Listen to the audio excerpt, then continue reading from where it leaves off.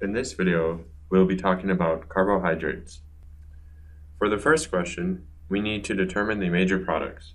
Here we have an aldehyde reacting with NABH4.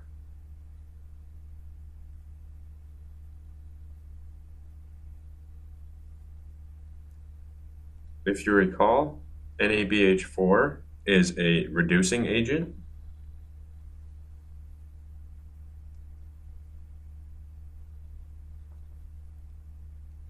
The NABH4 is going to reduce the aldehyde to a hydroxy group.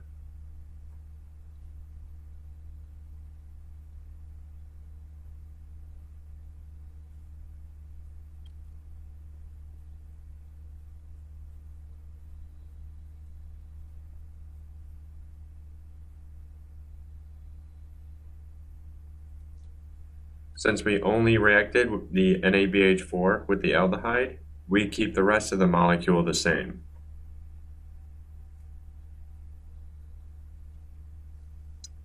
The next question asks for us to draw the Fischer, Haworth, and chair conformation of D-glucose. So D-glucose, glucose is going to have 6 carbons, and since it is a D form of glucose, the last OH will be on the right. For the Fischer projection,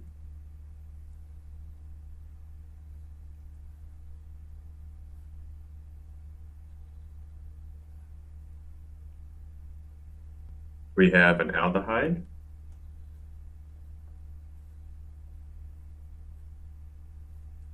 and then at the bottom we have CH2OH.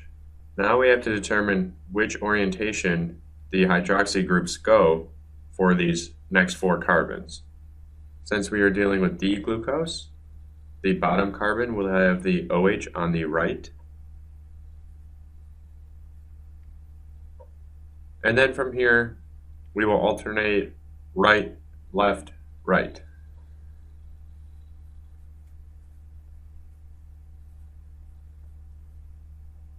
That will be the Fischer projection of D-glucose.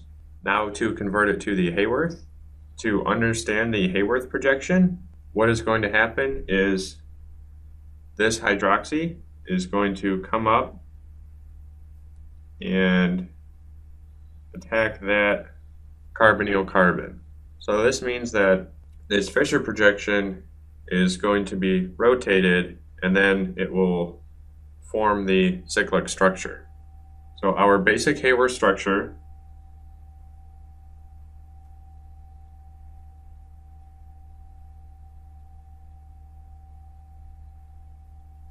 will look like this.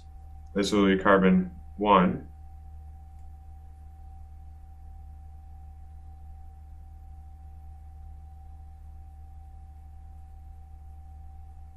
Then this will be carbon 6.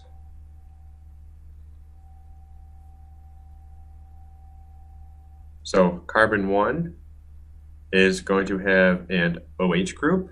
I will draw the OH group down. Going from Fischer to Haworth, we are not given any information if the carbon number 1 hydroxy group is alpha or beta, but I will just draw it as alpha. For carbons 2, 3, and 4, we have to orientate the hydroxy groups correctly. So an easy trick is, since we have set up this Haworth molecule how it is, the hydroxy groups on the right side of the Fischer projection will be down on the Haworth projection.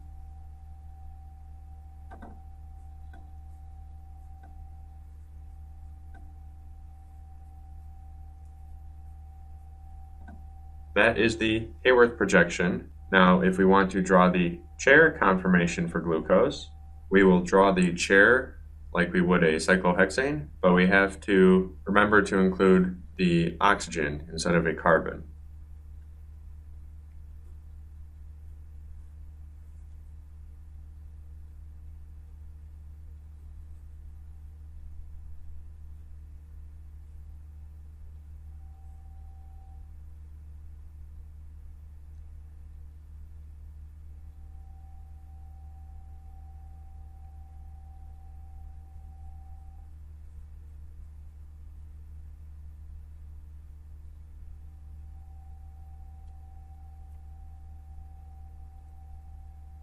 Now we have to determine if the hydroxy groups are going to be axial or equatorial. I will first draw the axial lines.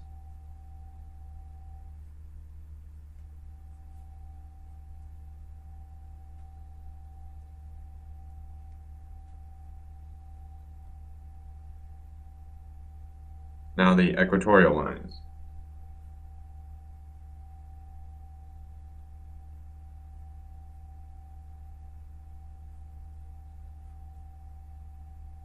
And this bond here is equatorial. Now the hydroxy groups, for carbon 1, I will put it as axial. I will put it down because that is how we had this hydroxy here. And then for the rest of the hydroxy groups, everything else would be equatorial.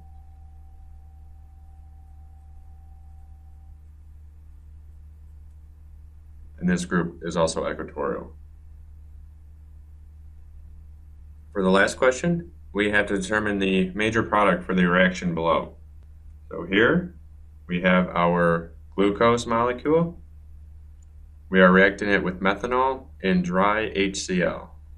So with these reactions with sugars, the reactive site is going to be the anomeric carbon.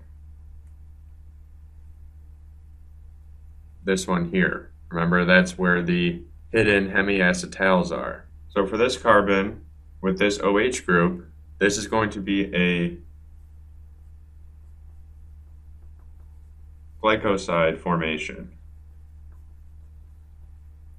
And if you remember, the glycoside is going to be just like a glucose molecule, but it is going to have an OR group instead of an OH group. So looking at all of our choices, the correct answer is going to be D. We are only going to react with the anomeric carbon and nothing else.